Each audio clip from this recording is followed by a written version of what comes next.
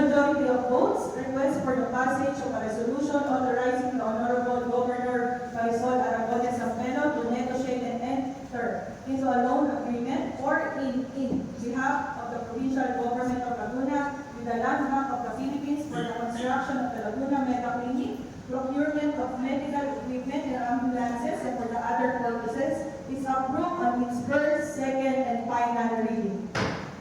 Malinaw naman po at very comprehensive ang ipinasa at ibinigay ng kopya po ng feasibility study ng ating finance team at ng ating health team.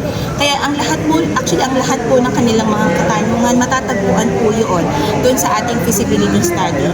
Hindi ho ito hanggang 10 taon lamang na mapapakinabangan at magkakaroon ng revenue ang ating probinsya.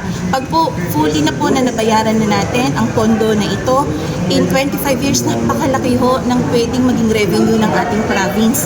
Kaya hindi ho matatapos yun sa 10 taon na once matapos na rin po yung ating pondo na kukuhanin sa Lambia.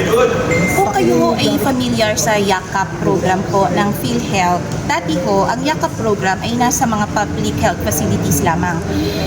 Mismong ang PhilHealth na po ang nagsabi, overcrowded po at overly congested na po ang ating mga health facilities. Kaya nga po, even sa mga private diagnostic clinics ay binuksan na po nila ang opportunity na makapagpa-accredit sa PhilHealth ng YAKAP program.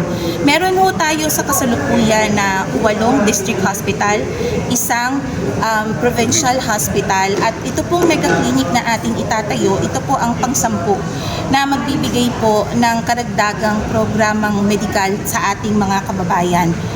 Iba ho ito sa ospital kasi ito po ay diagnostic clinic. Imaginein ho natin ang isang provincial or district hospital. At alam po natin yan po ay realidad. Napakaraming tao ho ang nagpupunta sa emergency, sa outpatient. Imaginein nyo ho yung mga tao na nagpunta lamang doon para makapagpa-laboratory, mag-diagnostic or maghanap ng espesyalista, even sila dadagdag pa ho sila dun sa mga number of patients na kailangan pang i-accommodate ng ating mga health personnel.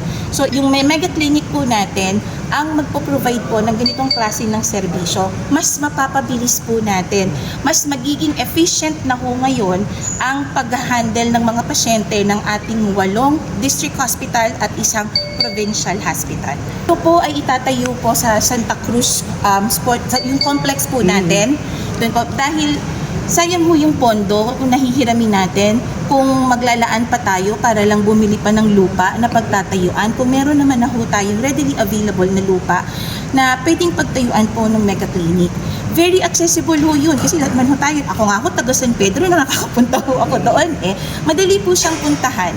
Bagamat sinasabi natin na bakit nasa 4th district, paano naman kaming mga nasa 1st at mga nasa 2nd, hindi din ho mapapabayaan kasi may kasama ho itong telemedicine. So, may digital platform po tayo. Kahit po nasa ibang lugar, nasa 1st district, pwede ka po makapag-consult sa isang espesyalista dahil may telemedicine po tayo. At pangalawa ho, may mga district hospital ho tayo na pwede pong puntahan ng ating mga kababayan.